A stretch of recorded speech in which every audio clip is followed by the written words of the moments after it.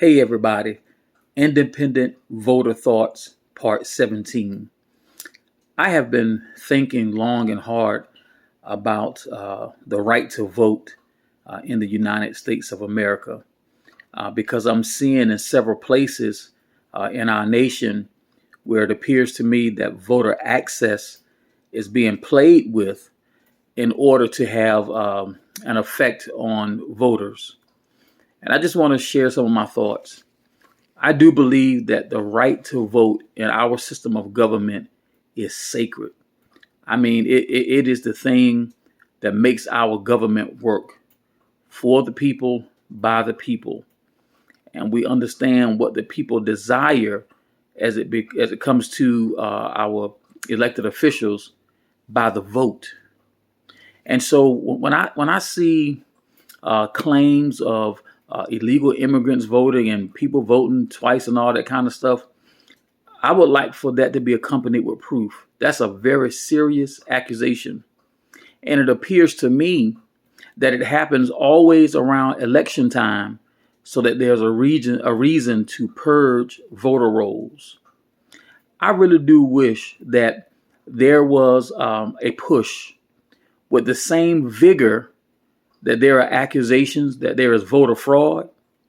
I wish with the same vigor there was a push to really unravel and open up voter access.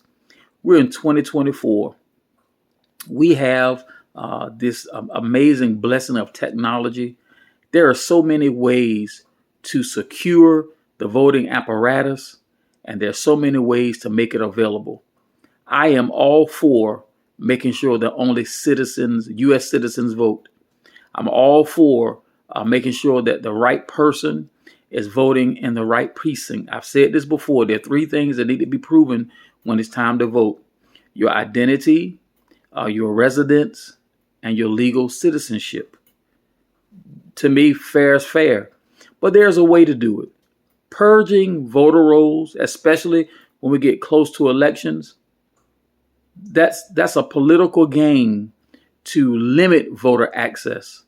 If we're going to require ID to vote, then there should be no charge for that. If we're going to make it a requirement for this sacred right to vote, then there should be no charge. I wrote some notes. This thing is so powerful to me. Even when it comes to felons who've been released from prison, I think it ought to be part of the out processing for that felon to apply for their voting rights in whatever state they've been convicted. And if the governor of that state is going to deny their voting rights, I think there needs to be a reason for that. If that person has done their time and paid whatever restitution is to be paid, then it's time for their right to vote to be restored. We probably need to have voting committees in every state doing everything they can to see how we can make access to the voting apparatus easy. We're talking about, procedural things to discount mail-in votes. We've seen in certain states where they have limited the amount of receptacles that can receive the mail-in votes. We have states that don't want to do early voting. I mean, with the amount of technology that we have, we should be able to do remote voting, because there is a way that you can log in and securely identify yourself that you are a U.S. citizen, that you are who you say you are, and that you live where you say you live. I think that it should be criminal, the same way that you punish people who vote fraudulently. It should be criminal to limit access to voting. I really do wish that kicking people off the voter rolls would be illegal.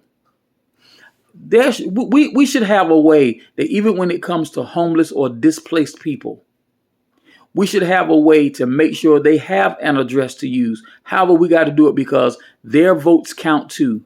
And I want to say something. I want you to look around in your state, in your city, in your county. Who is it that is trying to limit voter access? Usually, it's not the Democrats. Now remember, I'm an independent, but I call balls and strikes. Why are Republicans always trying to limit voter access? We get claims all the time about illegals are voting and all this kind of stuff. Where is the proof? The way they talk about it, you would think that this is an overwhelming problem. In every election, I'm sure you're going to find a few people who fraudulently vote because you got people who are dishonest. But when we look at the facts, those cases that are brought forward, prosecuted, and found guilty, very minuscule. So why is there such a push to limit your access to vote? Why? So that's on my mind. I think, once again, there should be a major push to do everything we can, not only to secure the vote, but to make voting accessible and easy. It should be easy. And one thing I know about America, once we put our mind to doing something, we can do it. There needs to be a huge budget in every state set aside for voter access. And so I'm going to start here locally in my state of Virginia. I tell you, I live in the state of Virginia, and it's been good. We have early voting. We got mail-in voting. Hasn't been a problem here. But many of you live in states where it is a problem. Stand up. Let your voice be heard. Don't just talk about it on social media. Contact your local officials. Contact your state officials. Rally. Gather together. You got to speak in numbers. Hire some lawyers if you have to.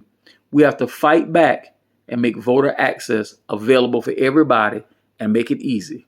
Thank you.